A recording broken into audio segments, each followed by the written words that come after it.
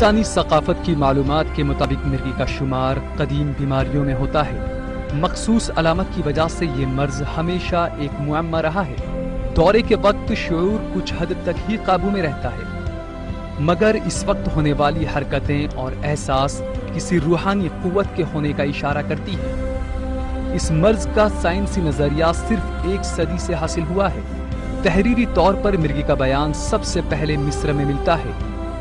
ये बयान जिस पर रकम किया गया है उसे पेपाइरस कहते हैं। पेपाइरस पर बनी हुई इंसानी तस्वीर से पता चलता है कि शैतानी रूह मिर्गी से मुब्तला इंसान के जिस्म में दाखिल होकर उसको अपने कब्जे में कर लेती है। लेकिन साइंस के नजरिए से इंसानी जिस्म कई खराब आसाब सेल्स से बना है। इन आसाब की हरकत और कारगुजारियों को दिमाग मुतवाजिन करता है। मिर्गी का मर्ज 2 किस्म का होता है, जुज़बी और मुकम्मल। जुज़बी मिर्गी में दिमाग का एक हिस्सा ज्यादा मुतासिर होता है, जबकि मुकम्मल मिर्गी में दिमाग के दोनों हिस्से मुतासिर होते हैं। गुज़िश्ता दिनों नई दिल्ली में वाक़े all India institute of medical science के ज़ेर एहतमाम बच्चों में मिर्गी का रोग, तरदीद और हल के मौजू पर एक सेमिनार का इनकाद किया गया। इस मौके पर बच्चों में बेदारी लाने के लिए पेंटिंग कंपटीशन भी करवाया गया, जिसमें बच्चों ने बढ़ चढ़ कर हिस्सा लिया। इन बच्चों को सर्टिफिकेट से भी नवाजा गया। इस सेमिनार में मिर्गी के माहिरीन, तबीबों और वज़राए सेहत के अफसरान ने शिरकत की और इजहार ख्याल किया।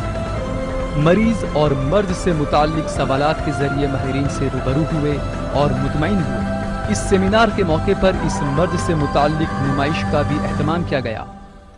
बुखार में जो दौरे पड़ते हैं उसमें वो डॉक्टर को देखना है कि उसके बाद उसको कोई दवाई देनी है कि नहीं देनी है। अगर देनी होती है तो कुछ 2-3 दिन के लिए देते हैं जब बुखार होता है, अदरवाइज रूटीनली नहीं देते हैं। वो एपिलेप्सी नहीं माना जाता है, वो प्रोवोक सीजर होता है। और अगर किसी को दोनों हाथ पैर हिलाने वाले झटके पड़ रहे हैं 2 एपिसोड्स एंड अबव, तब देते हैं। या हम लोग तब देते हैं अगर एक साइड से, हम क्यों बार बार पूछते हैं पेशेंट से, हमेशा पूछते हैं पेरेंट्स से कि एक साइड का हाथ हिला था शुरू में कि नहीं। आप लोग सोचते हैं बार बार क्यों पूछे जा रहे हैं। We are trying to understand कि वो शुरू एक साइड से हुआ था कि नहीं, बिकॉज अगर एक साइड से शुरू होता है तो फोकल वाले में रिकरेंस रिस्क ज्यादा होता है। सो उस हिसाब से, और अगर ईजी में एबनॉर्मलिटीज आती है शुरू में तो वी स्टार्ट। और कभी कभी बच्चे की सिचुएशन देखनी है, उसकी और कोई बीमारियां हैं जिसमें लगता है कि प्रॉब्लम हो सकती है हार्मफुल, तभी डिसाइड। क्या होता है कि एक पास गए, डॉक्टर पास गए, फिर दूसरे के पास गए, दौरा दोबारा पड़ता है, वो नई दवाई ऐड करते जाते हैं, डोज नहीं बढ़ाते हैं। बेसिकली गोल ट्रीटमेंट का ये होता है कि आपको मैक्सिमली कंट्रोल करना है। आप कंट्रोल करना है तो एक दवाई चालू करते हैं, उसकी मैक्सिमम टॉलरेटेड डोज जो आप टॉलरेट कर सकते हैं, बच्चा कोई साइड इफेक्ट ना हो, वो देते हैं। वो उस पर रिस्पॉन्स नहीं आता फिर दूसरी ऐड करते हैं। ये नहीं कि हर दौरे में नई करनी है, क्योंकि आपस में भी वो दवाइयों का इंटरेक्शन होता है और प्रॉब्लम हो सकती है। सो वो सब इशू देखने की इंपॉर्टेंस है। और ये भी नहीं है, आपको अगर डायग्नोसिस में कुछ डाउट है, हर पेरेंट का राइट है कि 2-3 डॉक्टर से सलाह करते हैं, वी रिस्पेक्ट दैट। पर जब आप ट्रीटमेंट करा रहे हैं, आप किसी एक से कराइए, यहाँ से कराइए, कहीं और से कराइए, but do not keep changing the doctors. जो दवाइयाँ हैं उसकी ब्रांड हर बार चेंज नहीं करने। When you are going to take any particular medicine, तो हर बार वो खत्म हो रही है स्ट्रिप, तो you have to be insured that ये सेम आपको मिले। बिकॉज हर एक की जो दवाई की जैसे सिरप है उसमें कितने की बायोअवेलेबिलिटी है, वो सब हर एक में फर्क होती है। तो इट्स आइडियली कि कोई भी दवाइयाँ लॉन्ग टर्म लो, या ब्लड प्रेशर की लो, डायबिटीज की लो, या दौरों की लीजिएंगे, तो जो लंबी दौर से दवाइयां चल रही है उनके ब्रांड नेम नहीं बदलने। मैं नहीं कह रही कोई एक ब्रांड नेम यूज करो, जो सा भी यूज कर रहे हैं, do not keep changing every time. Never in चम्मच एंड नेवर इन ढक्कन, इट्स ऑलवेज ml। सिरिंज लेना है, उसमें नाप के दवाई देनी है, and obviously syrup has to be shaken and given. और जब भी डॉक्टर को भी आप जब देखने हैं डॉक्टर ने कुछ लिखा है, इंश्योर कर लें आप समझ रहे हैं। कई बार कोई सिरप के जो मिलीग्राम है बहुत इंपॉर्टेंट होता है, ये आप कैजुअली नहीं लेंगे। और अगर आपको टाइम बोला है सुबह शाम, तो सुबह शाम लेंगे, यानी कि सुबह 8 बजे लिया तो रात को 12 बजे ले रहे हैं, ऐसा नहीं होगा। प्लस माइनस आधा घंटा पौना घंटा कर सकते हैं। या छोटा बच्चा है, उसने उल्टी कर दी, within half an hour of giving the दवाई उल्टी कर दी, तो आप दोबारा रिपीट करेंगे। So these are very important in certain situations, specially छोटे बच्चों में। एंड कभी भी ये दौरों की दवाई सडनली स्टॉप नहीं कर दीजिए, या सडनली स्टार्ट नहीं कर दीजिए। हम ग्रेजुअली ही करते हैं हर चीज के लिए, and we will decide in situation में we give stop after 3 months, some of them we stop after 2 years, and generally we try to do an EEG before stopping the drugs. They are supervised, individualized treatments with the diets which we prescribe. That will have to be done by doctor। ये नहीं कि आप अपने आप चिकनाई लेने लग जाए। ये सीजर कार्ड की बात थी, इट इज वेरी इंपॉर्टेंट कि जो भी हमारे पास पेशेंट्स आ रहे हैं, वो स्कूल जा रहे हैं, उनको ये देना, बिकॉज इट शुड बी। कभी दौरा तो कहीं भी बढ़ सकता है ना, तो इसलिए दे शुड अंडरस्टैंड एंड हमें सबको जानना है, ये नहीं कि हमारे बच्चे में दौरा पड़ता है या नहीं, हर एक को जानना चाहिए कि हर एक को एक तो हार्ट अटैक का भी ट्रीटमेंट मालूम होना चाहिए कि कैसे रिससिटेशन करना है, और ये भी मालूम होना चाहिए कि करबट कैसे दिलाना है और वो नेजल स्प्रे कैसे देना है। और स्प्रे तो पेरेंट्स को रखना पड़ेगा बच्चों के पास, और जो बड़े हो गए उनको भी रखना चाहिए और बताना चाहिए पेरेंट्स को कि जब होए तो टेंशन नहीं करेंगे, कपड़ों को यूज करेंगे, ये नहीं देख रहे हैं कि भाई कोई सर पे चोट वोट तो नहीं लग रही कहीं से, क्योंकि खाने की नलकी और सांस की नलकी आगे पीछे है तो ऑब्वियसली टेंशन रहता है कि कुछ खाने का पदार्थ, क्योंकि वॉमिटिंग अगर आती है दौरे में तो सांस की नलकी में ना चले जाए and it can cause serious life threatening situation. और जब जूता सुंघाना एंड वो मुंह में कुछ डालना एंड ऑल दैट, वो सब are very risky, they should not be done. आज मुझे बहुत खुशी है कि एक मोबाइल ऐप लॉन्च हुआ है जिसके तहत कई हजारों लोगों को खुद के भरोसे पर आइडेंटिफाई हो सकती है कि उनको एपिलेप्सी है या नहीं है। टेक्नोलॉजी का यूज़ सिंप्लीफाई करते हुए इट इज़ वेरी इजी कि आइडेंटिफाई करने के लिए। कुछ दिन पहले जब ऑल इंडिया इंस्टीट्यूट ने ऑनलाइन रजिस्ट्रेशन सिस्टम लॉन्च किया था तो हम लोगों को यकीन नहीं था कि 4 महीने के अंदर करीब 10.25 लाख लोग 10.5 लाख पीपल उस एप्लीकेशन को यूज़ करेंगे। रोज़ जब आप आते हैं all India institute of medical sciences में और पेशेंट रजिस्ट्रेशन सेंटर पर जाते हैं, करीब 10,000 लोग पर डे इस एप्लीकेशन को यूज़ कर रहे हैं। मैं आपसे यही निवेदन करूंगा कि नेशनल इंफॉर्मेटिक्स सेंटर के एक बड़ा टीम अपने कंप्यूटर सेंटर में अवेलेबल हैं, आप उनके माध्यम से इसको प्रोपगेट कीजिएगा और साथ ही साथ जो सेल्फ सर्विस कियोस्क बाहर जो लगे हैं उसके अंदर इस सॉफ्टवेयर को आप लोड कराएं एंड यही ऐप जो ई हॉस्पिटल ऐप के साथ इसको मर्ज करें ताकि ये दोनों ऐप्स जो आज मैं देख रहा था डाटा 20,000 पेशेंट में से सिर्फ 60% पेशेंट्स एपिलेप्सी के डायग्नोस्ड हैं, 40% परहैप्स आने की ज़रूरत नहीं है कंसल्टेशन तक, उनको स्क्रीन किया जा सकता है सेल्फ सर्विस कियोस्क पे। टेलीफोन बेस्ड फॉलोअप का भी प्रस्ताव आपने रखा है। एक पॉइंट और कहना चाह रहा था, हमारे पास एक काफ़ी एडवांस सॉफ्टवेयर टीम अवेलेबल है टाटा कंसल्टेंसी सर्विसेज से, करीब 100 लोग यहाँ पर काम कर रहे हैं जो एम्स ट्रांसफॉर्मेशन प्रोजेक्ट के तहत। तो मैं उनसे अनुरोध करूँगा जो 4-5 उनके जो लीड मैनेजमेंट स्पेशलिस्ट हैं वो आपसे संपर्क करें ताकि इस मोबाइल बेस्ड ऐप को ज़्यादा से ज़्यादा प्रचलित किया जा सके। क्या क्या इन्वेस्टिगेशन हमें करनी चाहिए, जैसे आप डॉक्टर विष्णु आपको बता देते? आमतौर पे जैसे अभी ये हमारे देश में, क्योंकि जैसे कंट्रीज होते हैं उस हिसाब से दौरे के कारण भी भिन्न भिन्न होता है, तो जैसे हमारे इधर इन्फेक्शन कॉमन होता है तो सबसे जरूरी है एक सीटी स्कैन या एमआरआई करना, वो भी कॉन्ट्रास्ट के साथ। तो आमतौर पे आपसे जब आप ओपीडी में पहुंचेंगे डॉक्टर ये जरूर पूछते हैं कि दवाई के साथ हुई थी सीटी स्कैन या एमआरआई कि बगैर दवाई की हुई थी। जैसे न्यूरोसिस्टिक सर्कोसिस है, ट्यूबरकुलोसिस है, ये कॉमन बीमारियां होती है जिनसे दौरे होते हैं, तो एक तो वो रूल आउट करना चाहिए सबसे पहले। अगर वो नॉर्मल होता है फिर हम लोग ईजी करते हैं आमतौर पे, और अगर पहला दौरा है तो उसमें कुछ एक्शन नहीं करते हैं, लेकिन अगर इनमें प्रॉब्लम्स आता है तो उस हिसाब से दवाई की शुरू करते हैं। तो हर दौरे में ये 2 जांचें एसेंशियल होती है, एक एमआरआई या सीटी स्कैन दवाई के साथ और एक ईजी की जांच। Doctor Manjari, the basic principle जो हम एंटी एपिलेप्टिक ड्रग थेरेपी में करते हैं वो दोबारा एक एम्फसाइज करते हैं। मिर्गी की दवाइयाँ हैं उनमें 2 चीज़ इम्पोर्टेंट है, एक तो है जो दवाई है वो सही डोज में चलनी चाहिए। अगर आपका बच्चा 20 kg का है तो पर केजी अनुसार दवाई चलती है। कई बार ऐसा पाया जाता है कि आप लोग डॉक्टर बदलते रहते हैं, तो हर नया डॉक्टर एक नई दवाई शुरू कर देता है और हर दवाई चल रही होती है, बच्चे मतलब 20 kg का बच्चा है तो 5 kg बच्चे की दवाई चल रही होती है, तो उससे कोई लाभ नहीं होना है। तो पहला प्रिंसिपल है एक दवाई अच्छे डोज में, जो बच्चे की डोज है उसमें चलाएं। सेकेंड है, आपकी जब दवाई चल रही है बच्चे की तो एक दिन भी आपको दवाई भूलनी नहीं। अगर आप दवाई भूल गए तो जरूर दौरा आएगा, इसको हम ब्रेक थ्रू सीजर्स बोलते हैं, और बहुत कॉमन कारण है दवाई जो भूल जाते हैं आप लोग, उसकी वजह से दौरा पड़ना है। दवाई खत्म होने के पहले खरीदनी होती है, ये नहीं कि खत्म हो जाए और आप वेट कर रहे हैं 1 हफ्ता फिर दौरा आएगा, फिर आप बोलोगे दवाई ले रहे हैं फिर भी दौरा आ रहा है। और दवाई कभी भी एकदम से बंद न करें, अगर दवाई एकदम से बंद करेंगे तो दौरा भी बड़े रूप में वापस आएगा। दवाई सिर्फ डॉक्टर बंद करते हैं अपने आप सोच समझ के, मरीज को अपने आप दवाई बंद नहीं करनी चाहिए। I will request madam Poonam Natarajan to tell कि जो अभी जो बच्चे हैं जिनको दौरों की प्रॉब्लम है इजीली कंट्रोल हो जाती है तो ठीक है, उसका कोई डिसेबलिंग नहीं है, उसका कोई इशू नहीं है, they can have normal life span. पर अगर जिनको बार बार दौरे पड़ रहे हैं, जो डिफिकल्ट टू ट्रीट एपिलेप्सी है उनमें, और जिनके अंदर एसोसिएटेड और प्रॉब्लम है, सेरेब्रल पॉल्सी है और सब, उसके लिए गवर्नमेंट ने हमें क्या सपोर्ट दिया है, because madam was chairperson of national trust for so many years, तो इसलिए मतलब and how can they benefit, क्या इंश्योरेंस इश्यूज है, क्या है, ये मैडम एक्चुअली अगर एक बच्चे को या सेरेब्रल पॉल्सी या मेंटल रिटार्डेशन या ऑटिज्म या इंटेलेक्चुअल या मल्टीपल डिसेबिलिटी होए तो बहुत बार बच्चे को एपिलेप्सी भी होएगा, वो एक चीज़। अगर अनकंट्रोल्ड फिट्स आए तो फिर वो कभी कभी डैमेज हो जाता है, तो बच्चे को मेंटल रिटार्डेशन या फिर मोटर डिसफंक्शन भी हो सकता है।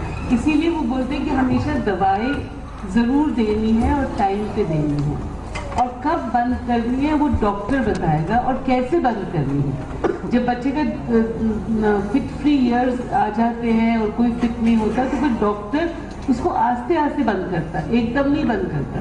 तो कोई एक जैसे स्लाइड होता है कि आस्ते आस्ते कम करते जाते हैं और फिर बंद होता है। इसलिए जब आप एकदम बंद कर देते हो तो फिर कभी कभी बच्चे के साथ मुश्किल हो सकता है। तो सबसे पहले तो मैं बोलूँगी कि दवाई को बंद नहीं करना। एक्चुअली 4-5 ही ड्रग हैं पूरे दुनिया में जो एपिलेप्सी को क्योर कर सकते हैं, और ये सब जो डॉक्टर लोग करते हैं वो है एक ट्रायल एंड एरर कि कौन सी दवाई उनको मालूम कि इसके लिए कुछ काम करेगा, पर हर बच्चे के लिए उनको देखना पड़ता है क्या करते हैं। 4-5 डॉक्टर के पास मत जाइए, एक डॉक्टर के साथ अगर आप एपिलेप्सी का काम मैनेजमेंट करेंगे तब बहुत ही अच्छा होगा, क्योंकि फिर वो डॉक्टर उसको ठीक से मॉनिटर और मैनेज कर पाएगा। कभी कभी हमको प्रॉब्लम होता है कि एपिलेप्सी कंट्रोल नहीं हो सकती, जो रिफ्रैक्टरी एपिलेप्सी बोल रहे हैं, तो कोई भी दवाई दे फिर भी वो कंट्रोल नहीं होती, और फिर हम लोग सोचते हैं क्या करें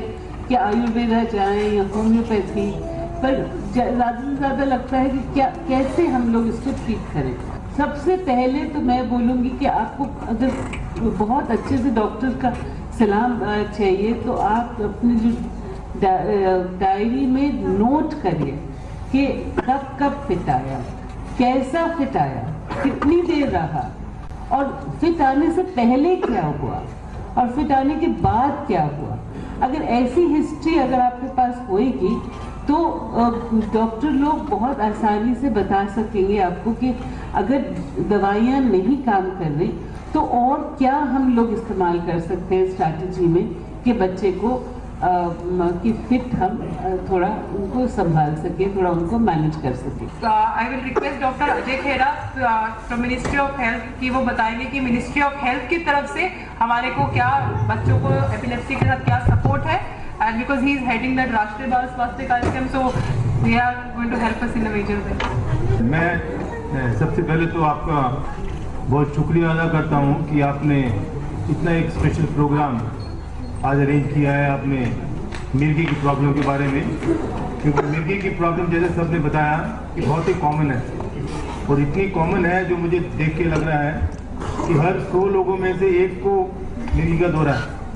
मतलब इतनी कॉमन बीमारी है। 1% का मतलब होता है यदि आप 100 लोग बैठे हैं तो 100 में से अंदाजन एक आदमी को एपिलेप्सी का दौरा पड़ेगा, इसका मतलब उसका इलाज करना है। और ये प्रॉब्लम जो है हमारे देश में, क्योंकि देश की पॉपुलेशन काफ़ी है, बच्चे भी बहुत हैं, तो ये प्रॉब्लम बच्चों में बहुत ज़्यादा है। अभी दूसरी जो बात मैं कहना चाहूँगा आपको बताने के लिए सरकार की तरफ से, क्योंकि मैं स्वास्थ्य मंत्रालय में काम करता हूँ, मैं बच्चों के स्वास्थ्य के प्रोग्राम्स को हम मैनेज करते हैं। तो हमने रिसेंटली अभी 1 साल के दौरान में हमने एक नया प्रोग्राम शुरू किया है जिसका नाम है राष्ट्रीय बाल स्वास्थ्य कार्यक्रम।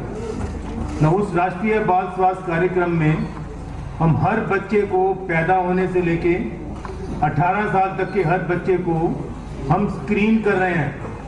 स्क्रीन का मतलब उसको हम देख रहे हैं कि उसको कोई दौरा तो नहीं पड़ता, कि उसको ऑटिज्म तो नहीं है, कोई डेवलपमेंट डिले तो नहीं है, कोई उसको बर्थ डिफेक्ट तो नहीं है, या कुछ जो बीमारियां होती हैं जिसको बोलते हैं डेफिशिएंसी डिजीजेस तो नहीं है, विटामिन ए की प्रॉब्लम, विटामिन डी की प्रॉब्लम। तो कहने का मतलब हमने एक इंतज़ाम शुरू किया है जिसको बोलते हैं प्रिवेंटिव स्क्रीनिंग। ये नहीं कि जब बीमारी हो तभी आप डॉक्टर के पास जाएं। तो हमने पूरे देश में वो टीम्स जो है हमारी काम कर रही हैं, और अभी वो क्योंकि प्रोग्राम अभी वो बन रहा है अभी, तो अभी दिल्ली में भी वो टीम्स नहीं बनी है, पर बाकी जगह दिल्ली से बाहर बाकी प्रांतों में वो टीम्स काम कर रही हैं। कोई 10,000 टीम्स हैं हमारी, और हर टीम में कम से कम 3 से 4 डॉक्टर्स हैं, और वो हर स्कूल में जाते हैं, हर आंगनबाड़ी में जाते हैं, और जहाँ बच्चा पैदा होता है वहाँ पर भी जाके वो पता करते हैं कि बच्चे को कुछ स्क्रीनिंग करते हैं, प्रॉब्लम है कि नहीं। वो जो बीमारियों को जो स्क्रीनिंग करते हैं उसमें जो इम्पोर्टेंट बात बताने की ये है कि जो कन्वल्सिव डिसऑर्डर है, या जिसको हम एपिलेप्सी कहते हैं या जिसको मिर्गी कहते हैं, वो भी उन स्क्रीनिंग बीमारियों में अवेलेबल है। और हम गवर्नमेंट ऑफ इंडिया की तरफ से कोशिश कर रहे हैं कि जितने भी एपिलेप्सी के बच्चे डायग्नोज हों उनके लिए फ्री ट्रीटमेंट, फ्री काउंसलिंग का इंतजाम करने की हम प्लानिंग कर रहे हैं। एपिलेप्सी सर्जरी के लिए क्या फायदा हो सकता है for difficult to treat epilepsy के सिचुएशन में? एपिलेप्सी सर्जरी का क्या रोल है? देखिए, अभी तक हम लोगों ने करीबन 700 बच्चों को सर्जरी किया जिसमें सर्जरी सक्सेसफुल हुआ है। वो देश में सबसे बड़ा प्रोग्राम है। सो नॉर्मली जब हम सर्जरी बोलते हैं तो आप लोगों का क्या रिएक्शन होता है? आप लोगों का ये रिएक्शन होता होगा कि ये तो बहुत डेंजरस है, ये बिल्कुल लास्ट स्टेजेस में करना चाहिए, ये जब बच्चे के लिए और कुछ अपॉर्चुनिटी और कोई ऑप्शंस नहीं है तो तभी ऑपरेशन करना चाहिए। मैं 2-3 बातें बोलना चाहता हूँ। एक है, नंबर 1, जैसे ही हमें पता चला है कि इस बच्चे को दवाइयों से ठीक नहीं हो सकती है, वेदर MRI में कुछ निकला या नहीं निकला हो, but still we can consider epilepsy surgery. तो कोई भी बच्चों में अगर मान लीजिए 2 दवाइयों से ठीक नहीं हो रहा है और बाकी समय के लिए जैसे अभी बताया कि आपको बाकी सारी दवाइयों को कोशिश करने की जरूरत नहीं है, उसी समय हमें देखना पड़ेगा कि एपिलेप्सी सर्जरी हो सकती है। दूसरी बात, अगर दौरे पड़ रहे हैं तो बच्चों को क्या दिक्कत हो सकती है? एक तो नंबर 1, दौरे पड़ते जाएंगे तो जो ब्रेन में कोशिका है वो खत्म होते जाएंगे, तो उसकी जो बुद्धि है खत्म होती जाएगी, और उसका जो रिस्क ऑफ डेथ है वो भी बढ़ता जाएगा।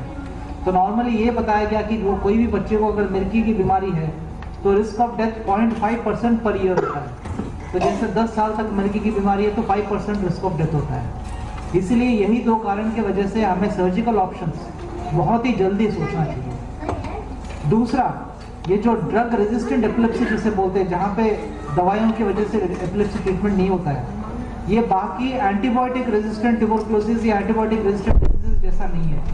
इसका मतलब ये नहीं है कि आप खूब सारे दवाइयाँ कोशिश करें फिर ठीक नहीं हो रहा है तो फिर जाके आप सर्जरी के बारे में सोचें। It is not a treatment of last resort. ये जो ड्रग रेजिस्टेंट एपिलेप्सी है ये डी नोवो है। इसका मतलब उस पेशेंट में ऐसा बायोलॉजिकल कंस्टिट्यूशन है कि वो पेशेंट ही ड्रग रेजिस्टेंट एपिलेप्सी है उसका।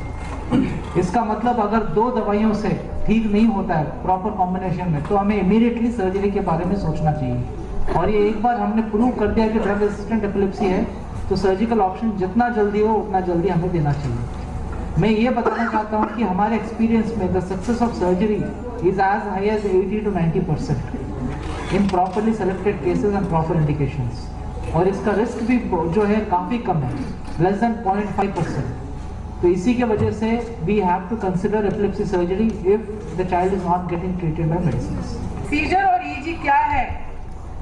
क्या आग और पानी को देखने से मिर्गी का दौरा पड़ता है? डेथ किसी केस में हो सकती है?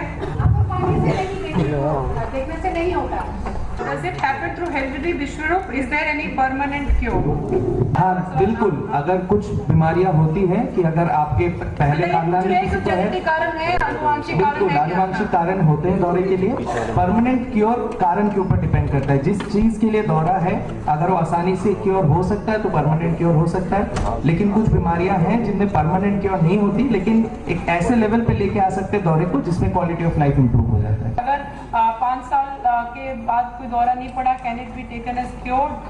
It is very difficult to say, मतलब ट्रीटेबल होता है हमेशा, रिकरेंस रिस्क रिस्क रहता है, जिसका रिस्क कम होता जाता है। अगर हमारे पे वो रिकवर हो गया तो हमारे लिए तो 100% हो गया, पर it is difficult to say मतलब। एंड लेनॉक्स-गैस्टाउट सिंड्रोम जो आपने लिखा है किसी ने कि 25 ईयर्स के साथ है, बेसिकली अनकंट्रोल चीज़ें है लेनॉक्स-गैस्टाउट का।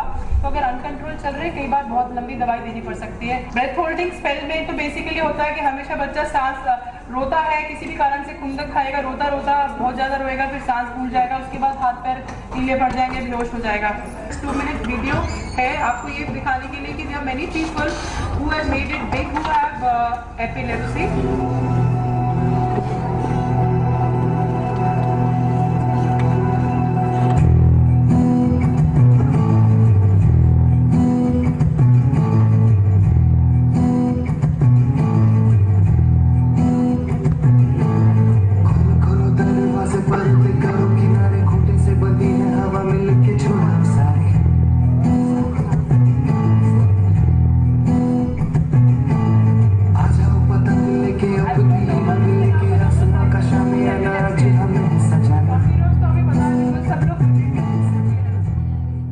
मिर्गी के माहिरीन, तबीबों और वज़राए सेहत के अफसरान ने इजहार ख्याल किया।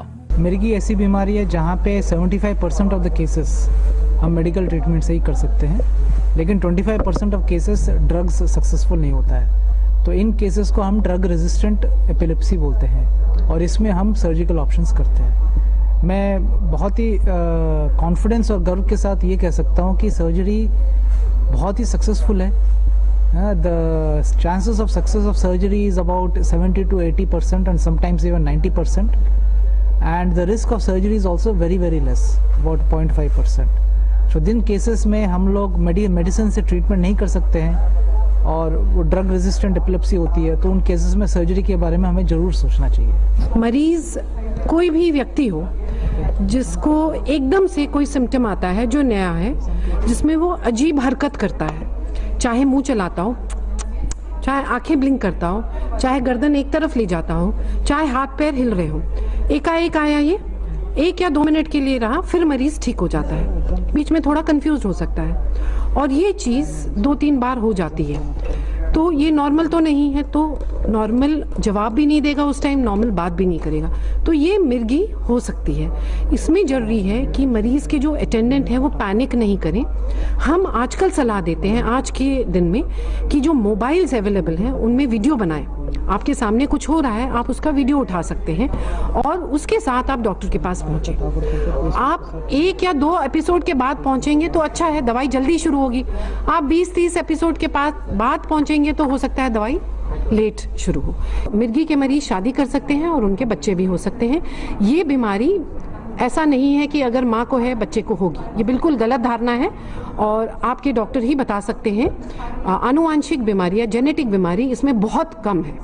सेंट्रलाइज्ड अपॉइंटमेंट सिस्टम एम्स का वेबसाइट पे आप जाएंगे तो फ़ोन नंबर्स हैं, उससे भी अपॉइंटमेंट मिलते हैं। तो मेरा पर्सनल ईमेल एम्स के वेबसाइट में है, उससे अपॉइंटमेंट हम देते हैं और सेंट्रलाइज्ड अपॉइंटमेंट सिस्टम से भी अपॉइंटमेंट मिलते हैं। स्वास्थ्य मंत्रालय में हमारा एक प्रोग्राम है जिसको हम बोलते हैं राष्ट्रीय बाल स्वास्थ्य कार्यक्रम, और वो राष्ट्रीय बाल स्वास्थ्य कार्यक्रम में हम हर बच्चे को 0 से लेके 18 साल तक के हर बच्चे को हम स्क्रीन कर रहे हैं और उसके लिए हमारे पास डेडिकेटेड टीम्स हैं और हमारे पास इस समय अंदाज़न कोई 10,000 टीम काम कर रही हैं पूरे देश में।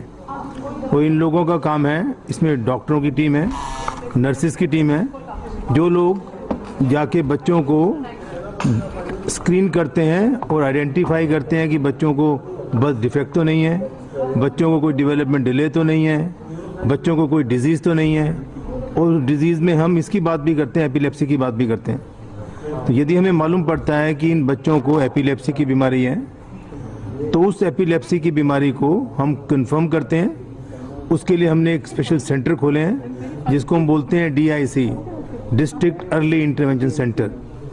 और ये जो DICs हैं इन सेंटर्स में वो कंफर्म होते हैं। Epilepsy is quite common among जो बच्चे होते हैं ना जिनको मन बुद्धि या ऑटिज्म या सेरेब्रल पॉल्सी या बहुविकलांगताएं हुए, तो उनको ये मिर्गी का रोग काफ़ी ज़्यादा होता है। दो तरह का है, या तो अगर ये बच्चे को ये कंडीशन है जैसे ऑटिज्म है या मंदबुद्धि है तो मिर्गी का रोग हो सकता है, या अगर मिर्गी का रोग किसी बच्चे को हो और वो अनकंट्रोल रहे और फिट्स आते जाए एक के बाद एक, उनका दिमाग में डैमेज हो सकता है और उसके कारण उनको मंदबुद्धि हो सकती है।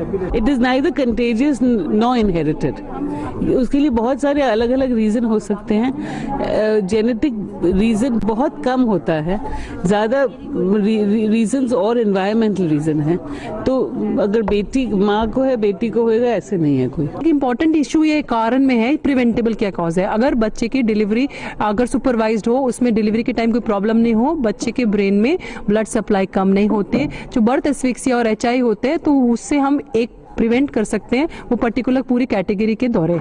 और एक दूसरा बहुत इंपॉर्टेंट है न्यूरोसिस्टिसर्कोसिस, जो कि एक कीड़े से होता है, जो कि हम सुअर का मीट खाने से होता है या सब्जी फल अच्छी तरह धो के ना खाने से होता है। पूरे हिंदुस्तान में हमारी ओपन फील्ड डेफिकेशन होती है, उतने शौचालय नहीं है गांव वगैरह में, तो वो जाके फील्ड में जाके डेफिकेट करते हैं, तो सब्जी फल वगैरह कंटेमिनेट होते हैं। और सबसे ज्यादा प्रॉब्लम क्या है कैबेज से, और पत्ता गोभी जो कैबेज है, और कोरिएंडर जो धनिया है, बिकॉज कि वो हम कच्चा खाते हैं या सौटे करते हैं, पकाते नहीं है, तो उसकी वजह से वो कीड़ा दिमाग में प्रवेश करता है।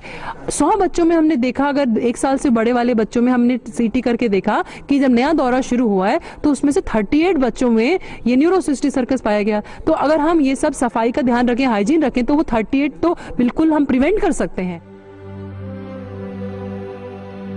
नाजरीन, उम्मीद है कि आपने इस प्रोग्राम से इस्तेफादा हासिल किया होगा। मजीद मालूमात के लिए आप किसी भी माहिरीन से बराह रास्त राब्ता कर सकते हैं।